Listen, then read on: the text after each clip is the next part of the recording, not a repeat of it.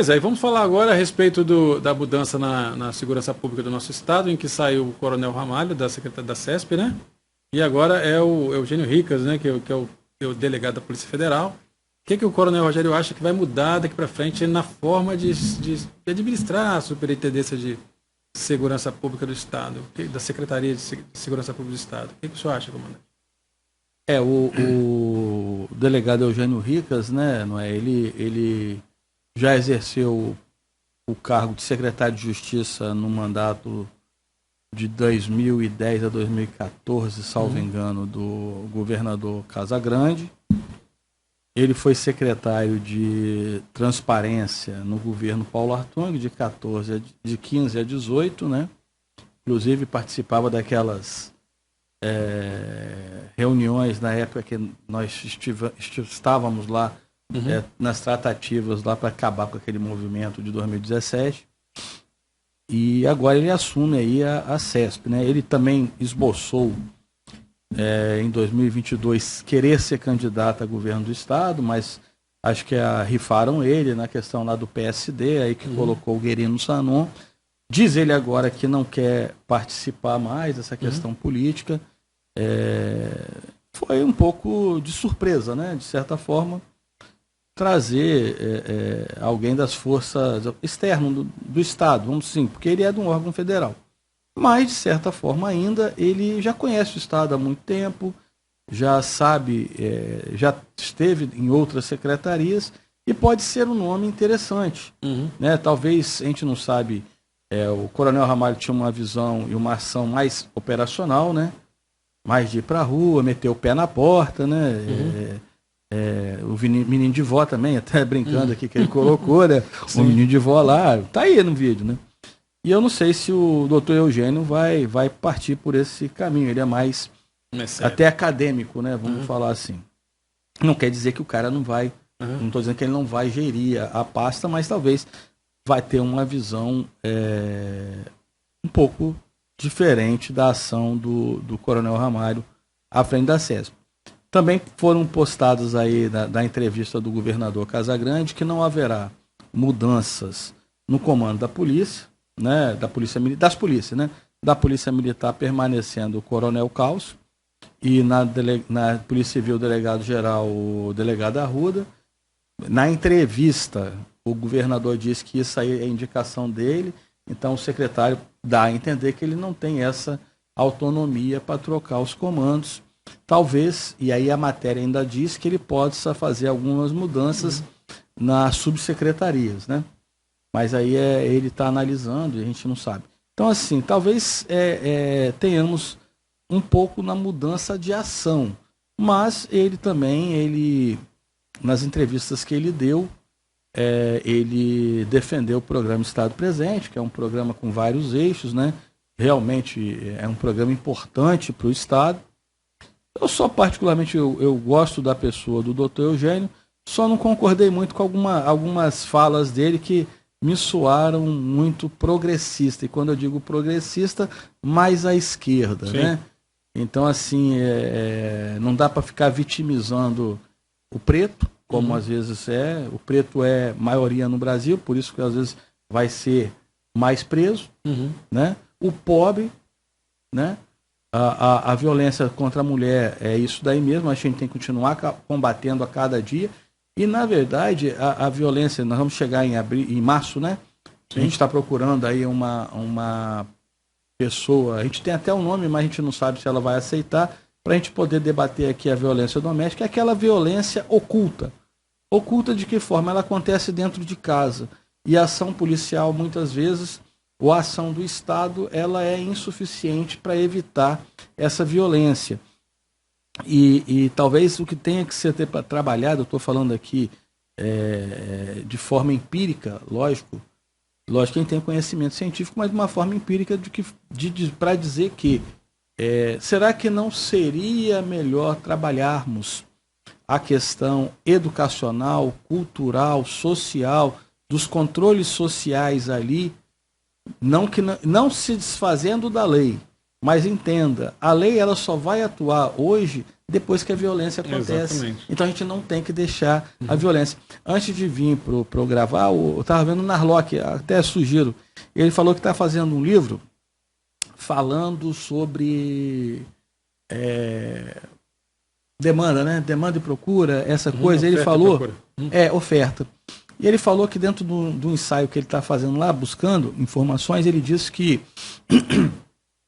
até a década de 50, 60, né, talvez 50, a mulher era um público menor nas universidades, o público masculino era um público maior. E aí ele coloca que, nesse momento, vulgarmente falando, havia menos putaria. As pessoas estavam ali para namorar, casar e criar famílias. É a fala dele, não é minha, tá? É só procurar lá. E ele diz que quando se equipara o mesmo quantitativo de mulher e homem, essa coisa fica mais vulgarizada, fica mais o sexo fácil, essas coisas. Isso é o que ele falou. Aí o Emílio trouxe até eu vou até procurar, Nora Vicent, acho que é isso. Ele falou que era uma mulher que criticava o homem e que essa mulher se transvestiu de homem para ver como a vida do homem era fácil. Sobre isso, né? E aí ela deu um bug. E ela, felizmente, né, se auto-exterminou, porque ela viu que a vida do homem era pesada, não era fácil, era muita cobrança, era muita pressão em cima da cabeça do homem. Antes de eu terminar aqui, mais uma fala do Narlock, que serve para a gente debater aqui.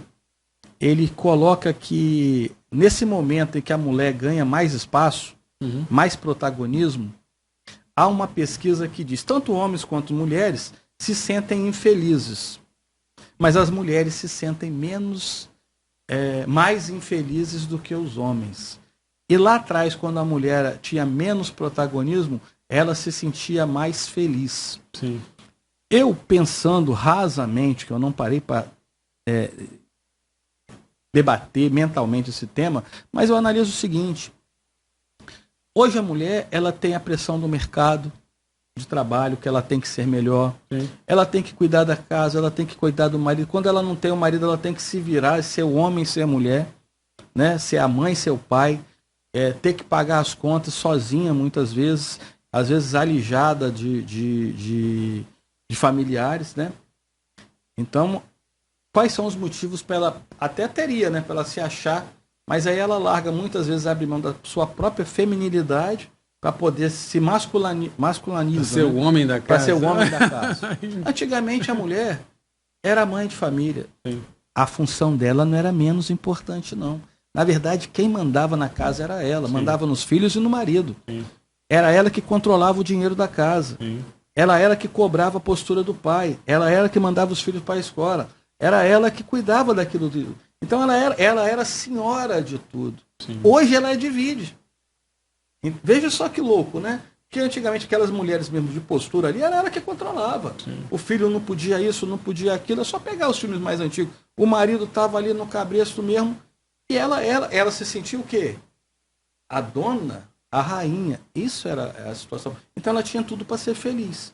Mas a militância esquerdista disse que ela tinha que ir para o mercado de trabalho. Sim. E aí, hoje, ela divide o espaço com o homem, que ela pregou uma igualdade, o cara quer a igualdade, porra. Vai virar massa igual a eu, vai carregar bujão de gás igual a mim, e talvez ela não tenha, ela perde a oportunidade de ser feminina, de ser aquela mulher, aquela para ser como elas merecem, né? Uhum. Ser bem tratadas, ter o carinho, ter a atenção. E hoje a gente não vê muito isso. Talvez isso, numa leitura bem rápida, eu confesso, talvez seja por isso que hoje as mulheres elas não se sintam tão felizes quanto no passado. Sim, assim, é claro que assistindo o senhor falar, só pode esperar lá os haters chegar falando que é misoginia, machista, entendeu? Aí é o cara malvadão mesmo, que, né? Então, assim, realmente gera uma controvérsia, mas que no fundo, nos seus momentos de reflexão, você parar para pensar, né? Pô, a meta do homem, um homem que é pai de família, que quer constituir uma família, tudo o que ele faz é para agradar essa mulher. Sim. Entendeu? A geladeira que a mulher quer, prateada, de última geração, né? Se ela Se ela vive, se ela é a dona da casa, não, se é para ficar em casa, eu quero ter o melhor fogão, a melhor geladeira, a melhor qualidade de vida, não pode faltar nada para os meus filhos, né? E você se vira para proporcionar isso, né? E o cara fala assim, não, eu aceito esse desafio, né? Mas a partir do momento que ele começa a colocar em pé de igualdade, aí algumas falam assim, não, eu quero que você limpe o chão da casa. Pô, o cara de um belo dia era o chefe da casa, no outro ele vai ser o cara que vai dividir a faxina da casa. Muitos não ligam para isso. Quebrar o galho de vez em quando, todo mundo aceita, todo homem aceita, mas virar isso um acordo entre eu e você para que eu faça metade de tudo, né? E banque metade de tudo. Mas você não vai bancar metade de tudo, né? Aquela regra do dinheiro dela é dela e o dinheiro meu é dela também. Então, quer dizer, temos muito esse conflito na sociedade. O então, meu é meu, o seu é nosso. O seu é nosso. Então, quer dizer, quando gerou essa equiparação, deu esse conflito, dá esse conflito, né? E muitas das vezes se reflete em brigas realmente que acaba repercutindo na Lei Maria da Penha, né? E algumas mulheres também já estão chegando num ponto em que falam assim, pô, agora eu atingi um ponto dessa escala da liberação feminina, em que algumas falam assim, não, eu cansei, eu quero voltar a ser bancada novamente, eu quero um homem que me banca, que cuida do meu, que me dá dinheiro para comprar. Mas surgiu shampoo, isso, cabelo, tinta. Teve uma matéria outro dia aí, justamente disso, que as esquerdistas estavam criticando um grupo de mulheres que elas querem ser é direito mimadas. delas. É o direito delas. Elas querem ser as mulheres mesmo, não querem essa coisa. Minha mulher mesmo fala que ela queria pegar as mulheres. Ela vai me brigar comigo. Ela fala que ia pegar as mulheres que ela não autorizou ninguém queimar o sutiã. Exatamente. Entendeu? Porque hoje a mulher tem que ir lá pegar no pesado. Sim. E aí, porque a gente sempre vai falar que isso reflete na segurança. Sim. Na segurança pública. Que gera um conflito. Aquela mãe que estava ali, era ela que cobrava a lição de casa, corrigia o filho, vigiava o filho, fazia cuidava da casa. Só que colocaram na cabeça da mulher que isso era menor. Sim. Isso era menos. A mulher podia. Não que ela não pudesse. E vou mais longe ainda. E algumas chegam a falar que a mulher que é bancada pelo marido, ela se equivale a prostituta. Exatamente. Eu não queria falar, mas acabou saindo. Não, Não, você quer ser bancada, você quer ser o amante do cara, você quer ser a prostituta do cara. Não, algumas realmente nunca deveriam ter saído desse papel. Sim. Né? Porque elas iriam se sair bem. Né? Às vezes tem mulheres aí que tem 2, 3 filhos aí, né? E fala assim, não, eu queria alguém que me sustentasse, me bancasse para cuidar dessas crianças. Né? A grande questão não é assim, hater, é que nem um medicamento. As pessoas querem obrigar que as pessoas sejam levadas para uma decisão como gado. É a decisão da mulher se ela quer ser caseira ou se ela quer ir para o mercado de trabalho. Exatamente. É uma decisão dela, decisão do marido. Ó, eu consigo bancar a gente. Muitas famílias fazem isso hoje, Sim. né? A mulher abre mão do serviço para cuidar da família, porque ela percebeu, a mulher percebe que ela cuidando da família vai ser melhor, mesmo que viva uma vida mais modesta. Infelizmente, hoje, com a carestia, o custo de vida, infelizmente os dois têm que estar trabalhando para poder manter um padrão mínimo. E é isso que acaba acontecendo. Por quê? Você inflacionou o mercado e hoje o cara sozinho dificilmente mantém uma família de 3, 4 filhos aí, 2 já fica apertado. Sim. Falo que eu tenho 3 lá em casa e não é pesado. É pesado, não é simples não. Pois é, então assim, e com isso acaba refletindo na segurança pública, nós falamos aí, que é um desafio, o grande desafio da segurança pública sempre será a prevenção do crime, seja ele qual for, né? Então, mas nas relações afetivas, então, é mais complicado ainda, porque uma simples pergunta ocasiona uma briga que leva a uma facada, uma morte, a violência contra o filho, contra a filha, né? Então, assim, é algo que nós temos que refletir. O novo secretário de Segurança vai ter que lidar com isso. Sim. E não só lidar com isso, como lidar também com todos os problemas que a gente já tem e que a mídia tem noticiado que tem se reduzido, que é o número de homicídios, né? E se esse número aumenta em 2024, vai ficar na conta do atual secretário de Segurança. Então ele vai ter que ter a maestria de melhorar esses números ou, no mínimo, mantê-los estáveis, né? Mas numa sociedade em que tudo é imprevisível, né? Em que um belo dia o cara passa por uma rua e fala, eu vou entrar aqui e vou roubar vou arrombar essa loja, né? Ou eu vou assaltar esse cara com celular, ou vou passar de moto, que nem eu vi no jornal ontem. 2 motos, 4 caras, sim, parou na beira da rua, tomou o celular do cara, se o cara reagir, toma um tiro na cara. Né? Nessa entrevista ainda de hoje, o governador do estado disse que não é uma obrigação do secretário, né, manter, né, porque sabe que o crime pode aumentar e coisa e tal, mas que a curva tem que estar na descendente. Né? A gente sabe, e a gente sempre vai falar isso aqui, a gente disse hoje assim, teoria é muito bom, mas quem é especialista é quem mete a mão na massa ali para falar. Né? Você tem que associar a teoria à prática para você ter uma qualificação, né, melhor para poder falar do que acontece. Então a gente sempre fala que não dá para se comemorar índices, diminuiu isso, diminuiu 2%, aquilo, 2%, 3%, tivemos, porque é sazonal.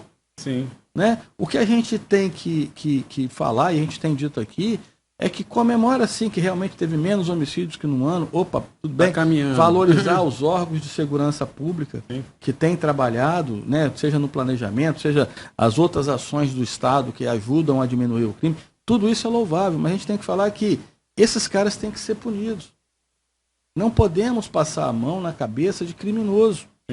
Né? Não podemos concordar com a fala do advogado, né, presidente da Comissão de Segurança Pública da OAB, dizendo que a redução de crimes se deu ou se dá em razão do crime organizado mandar no terreno. São chefões aqui que decidem assim, quem morre e quem não morre. Não pode ser assim. Né? Admitir que o Estado falhou.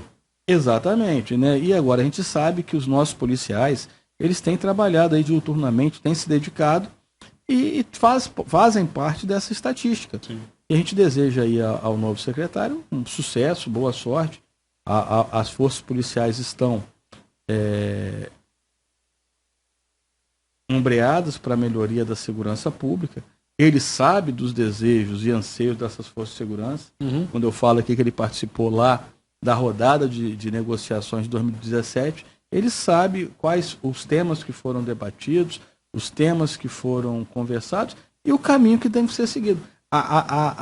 Os órgãos de segurança pública, eles não podem estar alheios a essas decisões que lhes atingem diretamente. Exatamente. Né? Logicamente, o tomador de decisão é quem assina o cheque. Exatamente. É quem tem a responsabilidade lá perante o Tribunal de Contas.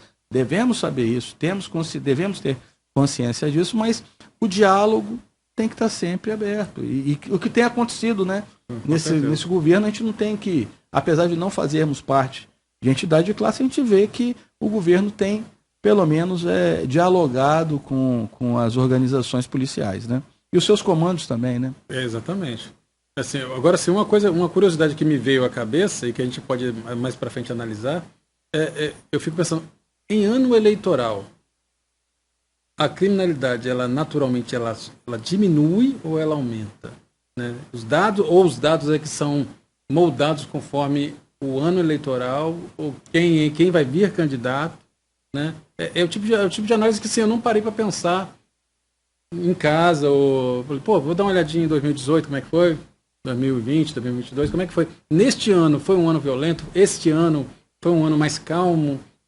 Né? Porque às vezes dá a entender de que em ano eleitoral ou o crime diminui ou a mídia não noticia. Ou quando noticia é para tentar alterar o quadro político, às vezes, dá a entender. O senhor concorda? O senhor vê alguma ligação, correlação? Eu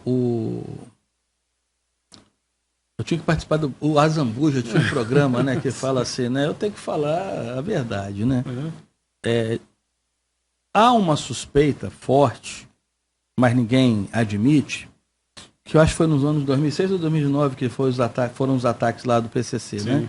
Então, há uma suspeita que houve um acordo dos governantes de São Paulo na época com os órgãos de segurança, né, com os criminosos, para evitar aquele conflito que estava trazendo uma desestabilização social. Por que eu trago isso? Porque a gente não sabe os interesses políticos que vão perpassar e se esses interesses políticos são alinhados com entidades, né, que mexem com crime.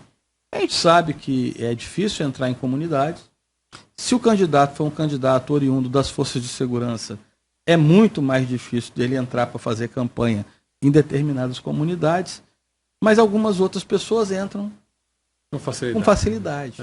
Vão no churrasco, tomam cerveja, vão no baile funk. Sim. Porque como é que um cara oriundo das forças de segurança sério vai chegar numa comunidade que existe alguma facção criminosa, vai andar tranquilamente? Ou milícia, né? Ou milícia, né? Ou milícia. Então, assim, a gente precisa ter essa análise, porque muitas vezes as coisas podem ser maquiadas. O eleitor que vê o cara entrar com muita facilidade em zonas que são consideradas conflituosas, anda tranquilão lá no meio, pede voto, esse cara deve desconfiar desse candidato?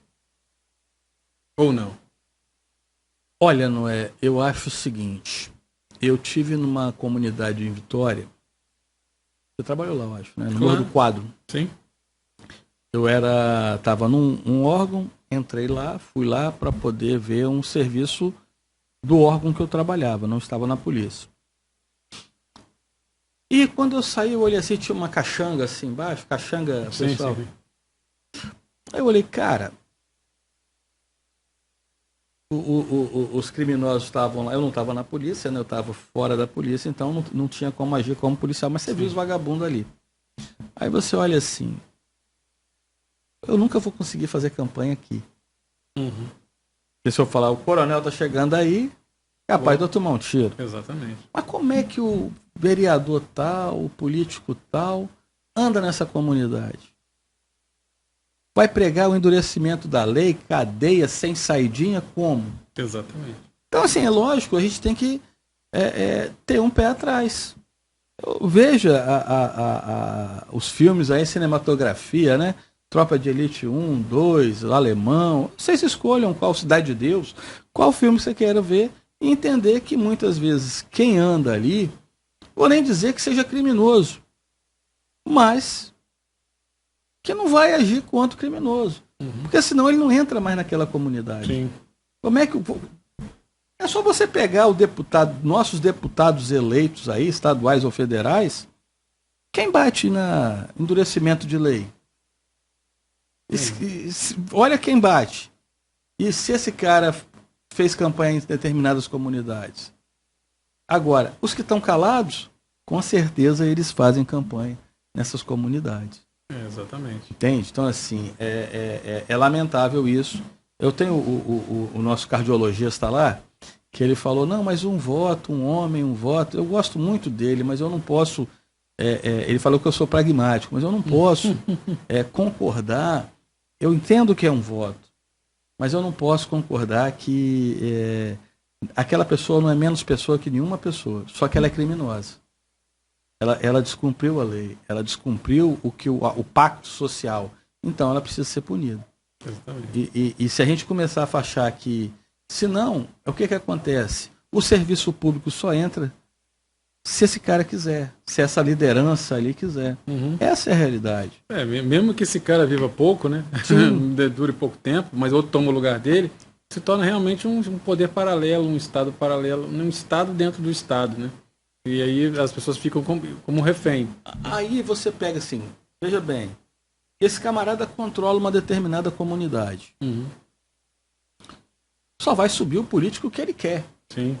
Inclusive, esse tempo atrás, uma moça morreu porque não baixou os vidros do carro. Exato. Né? E aí, você veja bem, só vai subir o político que ele quer e as pessoas vão votar em que ele mandar. Até porque vão achar que só tem ele naquela comunidade. Sim. Só ele que estava ali. E veja, nós estamos falando, vamos ser inocentes. Uhum. Não, o cara vai votar porque fulano está falando que ele é bom para a comunidade. Aquele afegão médico... O outro nem vem aqui, não pisa aqui. Nem pisa aqui, né? Não gosta de pobre. Não consegue chegar aqui. Né?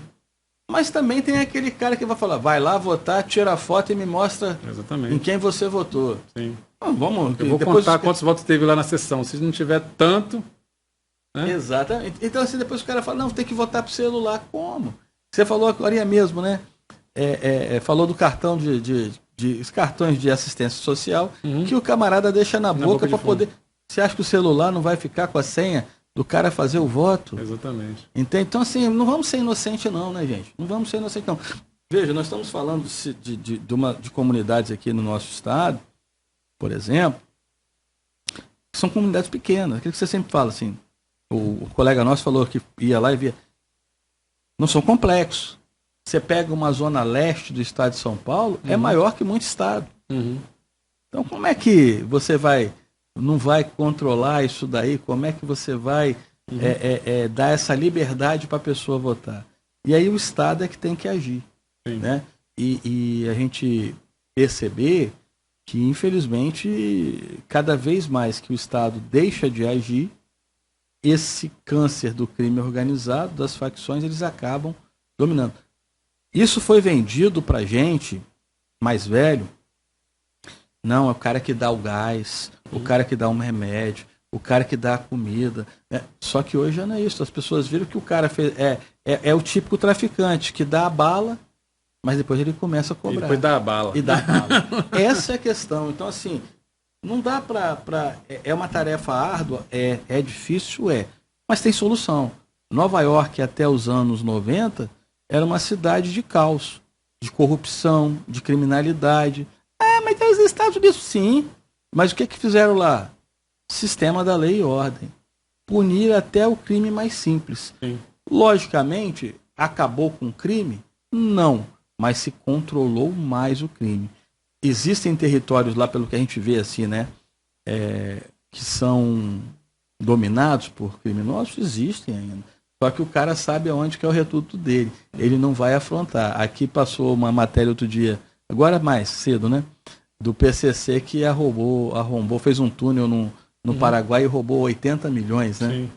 Então você vê que a coisa expandiu, né? Exatamente.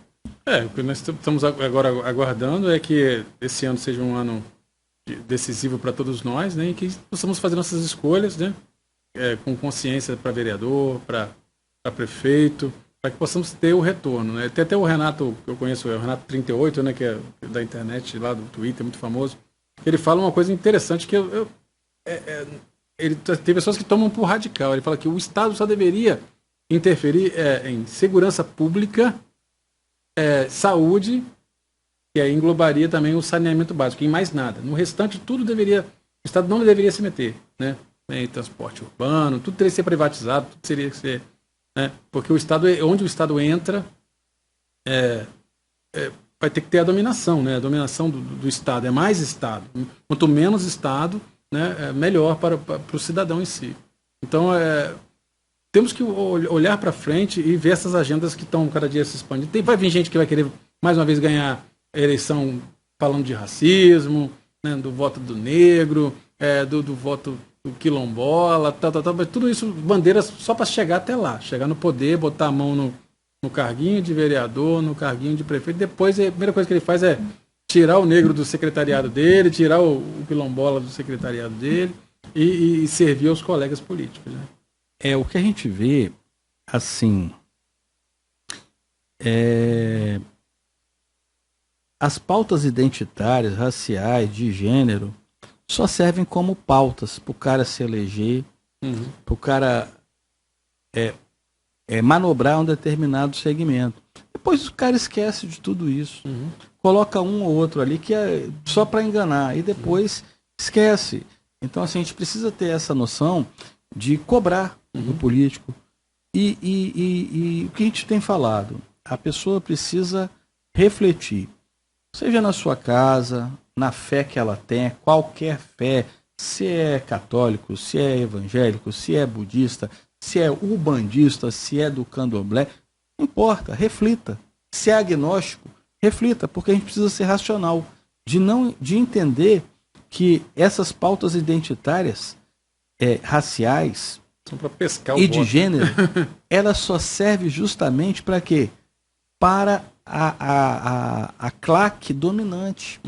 Aquela que quer dominar, que quer... E no final das contas, o cara é racista. Exatamente. É misógino, é tudo isso. Ele só quer chegar no poder. Depois que chegou no poder, exploda. Essa é a questão. Então, se a gente não analisar, é bem complicado. A gente falou dessa questão do voto. É lógico que o cidadão que mora na comunidade, é o que você falou, o cara vai conferir a urna. Uhum. E aí a gente precisa entender como é que vai modificar isso daí. Não modificar o processo eleitoral, não é isso, mas retirar esses criminosos dessas comunidades. Porque as pessoas querem paz. E elas não têm paz, infelizmente. A informação que eu tive uma vez de uma senhora, eu parei no supermercado, aí ela falou, não, você... Pô, e os caras lá tá todo mundo grampeado. Os caras copiam tudo. Então, se o cara pensar em ligar para a polícia, sim, os caras chegam lá na hora. É um controle total, né? É um controle total. Então, assim, essas pessoas são oprimidas. Sim. E aí, quer dizer, elas vivem nesse mundo e cada vez mais elas vivem alheias ao mundo real. Sim. Porque se ela depende daquele lugar para morar, que às vezes ela não consegue morar em outro lugar, ela tem a escola ali, foi criada ali, criou raízes naquele lugar. E aí, o que ela vai fazer? Sair daí? Muitas das vezes o Estado está presente, mas por tempo limitado. Para mim, o grande problema da segurança pública que faz sempre gerar esse ciclo da miséria e da violência é que o Estado está sempre presente por um curto período até as coisas se estabilizarem, depois ele deixa aquele espaço. E aí os ratos vão saindo do esgoto, né? E vão tomando de volta o seu espaço. É por isso que eu falei, não é? A questão do Bill Clinton. Que na campanha dele ele prometeu aumentar o efetivo policial, né? Porque só com o aumento do efetivo policial que eles conseguiriam retomar a ordem nos Estados Unidos. Apesar da Mônica Lewinsky, né? Sim. Tem que ter sempre uma pitadinha. Mas no meu CAO, a gente fez uma viagem de estudos e fomos na UPP, né? Do Morro Santa Marta. 1000 degraus nós subimos. Quase morri. Mas... veja bem, paramos lá na estátua do Michael Jackson e tudo mais. A reclamação ou a fala da comunidade ali era o seguinte: enquanto a polícia esteve aqui, a gente viveu bem. Que a polícia chegou, ocupou o lugar, os vagabundos, os ratos. Quando a polícia começou a sair, os ratos começaram a voltar. Então, é uma vigilância que tem que ser constante. Exatamente. Não dá para acreditar, não, a polícia vai ocupar e depois ela vai sair. Os ratos vão voltar. Então, assim, tem a polícia... o quintal vai ter direto, que... não é aquela coisa, você capina, o mato começa a crescer novamente, você capina de novo, aí alguns lugares jogam um produtinho para poder... não crescer mais. Para não crescer mais. Aí depois que está estabilizado, você pode sair. Exatamente. Mas isso... demora tempo. Até para formar a geração que está ali, para respeitar a polícia, o serviço público. Ver que o Estado lhe forneceu escola, saúde, né? Não vai fazer bagunça aqui não, né? Não vai bagunçar o que está tudo funcionando, beleza aqui não. Então, assim, a segurança pública é um processo de longo prazo. Sim. Não existe fórmula mágica para a segurança pública. Infelizmente. Por quê? Porque a segurança pública ela vem sendo destruída em nosso país pela esquerda, mas há muito tempo. Não é há pouco tempo. Então a retomada disso demora. Não é fácil. E precisa-se de comprometimento. E aí eu não estou culpando o governo nenhum. Nós estamos falando isso porque é a sociedade que tem que... É a sociedade... É a receita de bolo para qualquer, né? Sociedade. Não é o anticorpo, a cura natural. Sim. É a própria sociedade que tem que entender isso para poder melhorar. Exatamente. Senão não vai melhorar. É isso aí. Pode ter a melhor política pública do mundo, a melhor das boas intenções dos governantes, mas se a sociedade não quiser melhorar, não vai melhorar. Exatamente. É isso aí. Beleza? Fechamos? Então. Fechou, então. Fechou. Chave de ouro, hein? Chave de ouro. Hoje foi bom. Então, semana que vem estaremos de volta com o nosso Café Conservador. Se você estiver assistindo, depois do Carnaval, né? Antes do Carnaval, um feliz Carnaval para você, para quem gosta, que não é o meu caso, né? E se for depois do Carnaval, eu espero que você tenha voltado para casa são e salvo e possa agora encarar o ano, porque dizem que o ano só começa depois do Carnaval. Para você que vai para o Carnaval, cuidado, exatamente, juízo, ande sempre no seu grupo, busque apoio aos operadores de segurança pública que estão ali, um segurança privado, evite usar e ostentar atrativos para o criminoso, né, cordão de ouro. Você vai para a festa de carnaval para iPhone 15, S23, 25, sei lá. Para que você vai andar com carteira se hoje todo mundo, né, tem o Pix, tem tudo? Então, evite externar riquezas, por mais que você queira demonstrar isso, porque isso vai acabar levando o ladrão até você e pode ter um desfecho ruim. E depois do carnaval, nas cinzas do carnaval, a gente se vê novamente. Se Deus quiser. Amém. Deus abençoe e até mais.